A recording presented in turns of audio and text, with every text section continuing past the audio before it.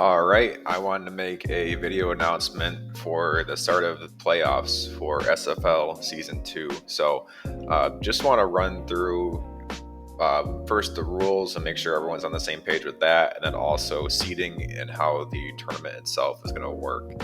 So, first things first is playoffs will be 3v3 only. So 2v2s will not be allowed in playoffs. So we're gonna have to figure out how to schedule 3v3s for every single match. Second one is all the rules from the regular season in terms of the in-game rules will be the exact same as the regular season. It will be a double elimination bracket, so it won't be like season 1 where you're playing, I think it was like 3 to 5 matches in a series. It will be just a standard double elimination tournament bracket. Seeding, I'll go through that in a bit here. All playoff matches must be streamed to our Twitch channel. So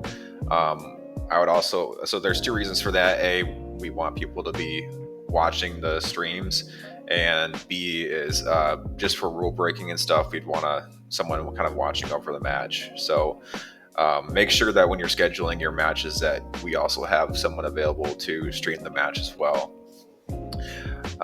Also, all matches will be to clinch. If you want to play out the entire side, you're more than welcome to do that, but the default rule will be clinch for playoffs. Okay, and in terms of determining starting sides, it will be a coin toss. So basically the higher seed in the match gets to call heads or tails, and then whoever wins the coin toss gets to determine what side they start on. Last thing I'll just reiterate are the server rules. So if everyone can agree to a certain server, obviously you can play the match there. However, default server location is going to be the SFL Chicago server. And then if there is an EU EU player in the match, Ajax or Rex, I think are only EU players, the default server will be NYC, just to make the playing field a bit more fair for everybody. One thing I forgot to mention is scheduling. So just like regular season, you're going to get scheduling channels assigned to you in the Discord to schedule your playoff matches, but it won't be like a weekly thing. So basically, just as playoff matches get completed, the next one can theoretically be played the next day. We don't want the playoffs to drag out for months. Obviously, hopefully we're going to get them done in a very timely manner. So whenever your playoff match becomes available, you're good to go ahead and play it. Technically, I had playoffs in the rules starting August 5th. But if you guys are able to coordinate prior to that and get a streamer and everything, you're more than welcome to play your match before then as well. All right, so now I want to run through seeding and how that was determined, because basically your seed determines where you're placed in the bracket. So at number 1, we have GNE. At number 2, we have Aeterna. I think that's how you say it, Primaria. You can see that they have tied records, so you might ask, why did you put GNE above Primaria? So basically in the rules, if 2 teams have tied records, whoever won in the head-to-head matchup gets the higher seed. So Primaria did lose to GNE during the regular season, so therefore GNE takes the higher seed. Going down the list, same thing happens with Triple Threat, my team, and Nation of Jog. But we did beat Jog in our head-to-head matchup, so we take the higher seed over them. And then you can follow the list down. The only team that won't be participating in playoffs is KOTF, just because, unfortunately, they had to forfeit for the season. All right, now for the fun part, here's your first look at the playoffs bracket. So you can see the number 1 seed starts against the lowest seed, and then vice versa down here. The second seed starts against the second lowest seed. So that's where I was saying your performance in the regular season matters, because theoretically the better seeds will have an easier route to the finals.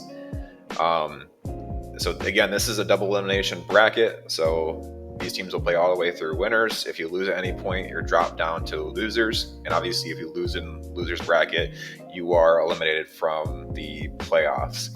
Now, the winner of losers and the winner of winners are going to play each other in the grand finals.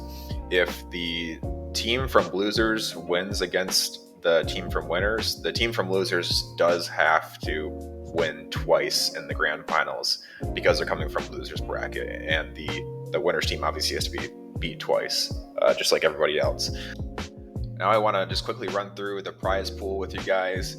We are very proud of the fact that we are hosting the largest prize pool in Star Wars Battlefront 2 2005 tournament history. So very much thanks to everyone who donated to the prize pool this season. We have collected a total of $1,511. That's just insane in my opinion. So shout out to everyone who donated. We are very appreciative of that. So first place is going to get $755. Split that up with 3 people. That's $250 a person. Second place is going to get $453 for the whole team, and then third place is getting $302 for the whole team. Also, we had a couple sponsors as well, which also to my knowledge is unheard of for this game. So we also have the top 3 teams. All the players will receive a custom keychain or keycap courtesy of Sunshine Keeps, so shout out to them. And then coffee bags will also be given to stat leaders from Twin Valley Coffee, so shout out to them as well. Not sure what that's going to look like yet. I still have to kind of think about that and probably discuss with Ajax on the coffee part of the things. We are going to do stat leaders. Not sure if that'll be playoff stat leaders or regular season stat leaders, but we'll keep you posted on that.